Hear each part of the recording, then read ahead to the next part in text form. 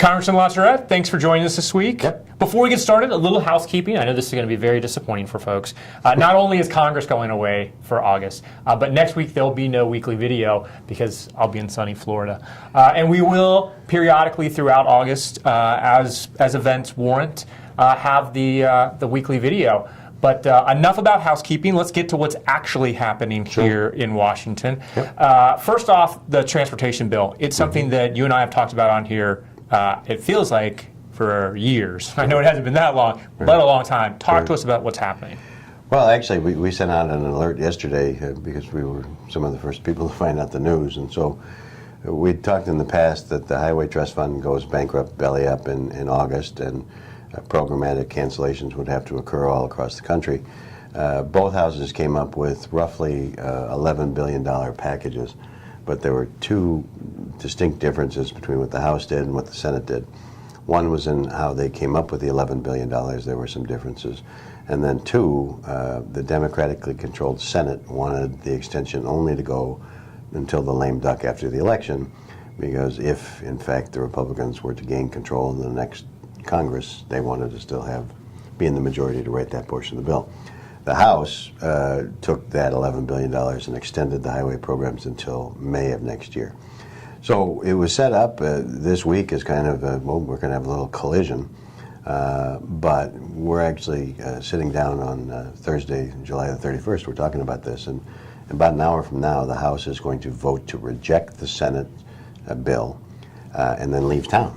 So that's one of the great things about Washington. So they're going to leave town, but you know, no one should despair, because it's pretty well greased that both Senator Reid and Senator McConnell, leaders in the Senate, prefer the House bill to the Senate bill. It was actually pushed by other members of the Democratic Party in the Senate, and so that they will be forced, and you know, they'll cry about being forced and so forth and so on, but they'll take the House bill, pass it, get it to the president for his signature. And so the crisis on the highway bill will be averted by the time the sun sets today. Excellent. This is some good news we got here. Yep. Well, now on to some not as good news. We've been talking about the crisis on the southern border. Right. And it seemed like for weeks that this was something that Congress was absolutely going to have to deal with before they leave town. Right. It looks like the House may do something, the Senate may do something, but we're not going to get a fix before they leave. Yeah, I don't think so. And so the Senate has produced a bill, or at least is talking about producing a bill that's about $2.7 billion for the border. The president's asked for $3.7 billion. The House bill is in the neighborhood of $650 million, if I remember right, but makes some changes to current immigration law and provides for the expedited deportation of folks who aren't supposed to be here lawfully. Now that's a non-starter with some members of the Democratic Party and certainly some folks in the Senate. And then sort of just to complicate things, Senator Reid, the leader in the Senate, has said, oh, well, if the House is actually going to move a product, we might as well attach our entire comprehensive immigration reform bill that we passed earlier this year. Well, I mean, in the technical legislative parlance, that's known as a lead sinker. I mean, that is designed to take this baby right to the bottom, and so it's not a serious attempt to legislate.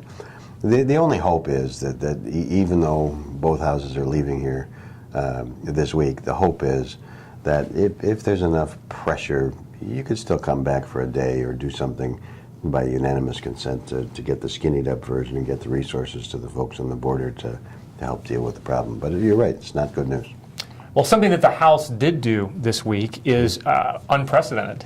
For the first time ever, one of the houses of Congress has voted to authorize a lawsuit by that institution against the President of the United States. The House of Representatives voted this week, along party lines almost exclusively, to authorize a lawsuit against the President over his use of executive authority, particularly as it relates to the Affordable Care Act. But this is kind of generally part of a broader discussion about overuse of executive authority. Talk to us a little bit about what's going on. Well, I mean, it doesn't only apply to this president. And I think people will say, oh, this is just the Republicans trying to gang up on the president. But I think anybody, for future presidents, should have an interest in this as well. If you think about our system of government, so the Constitution sets all these checks and balances. So the Congress passes a law.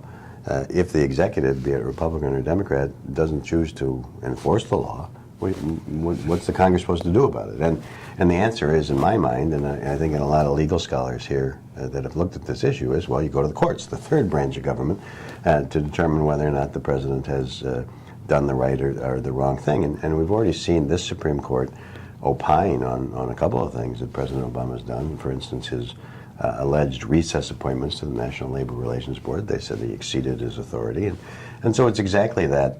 I think that's the appropriate venue for it to be. Now, the great thing about Washington is both parties now, the Democrats really want to catch a Republican in a YouTube moment saying impeachment. I was just about to ask you about impeachment. Yeah. Because then they can send out these blast facts fundraising. Oh my God, the Republicans are coming after us. Which they've done. They raised over $1 million in one day, Yes. $3 million in a few days, talking about impeachment. Yeah, and to be fair, you have some very conservative Republicans that are raising money saying we should impeach him. But the speaker's made it clear that there isn't going to be any impeachment. I was here for the impeachment of President Clinton in the 90s. It's not pretty. And it's something that really should only be undertaken, and really, there's a reason that it's only happened a couple times in our history.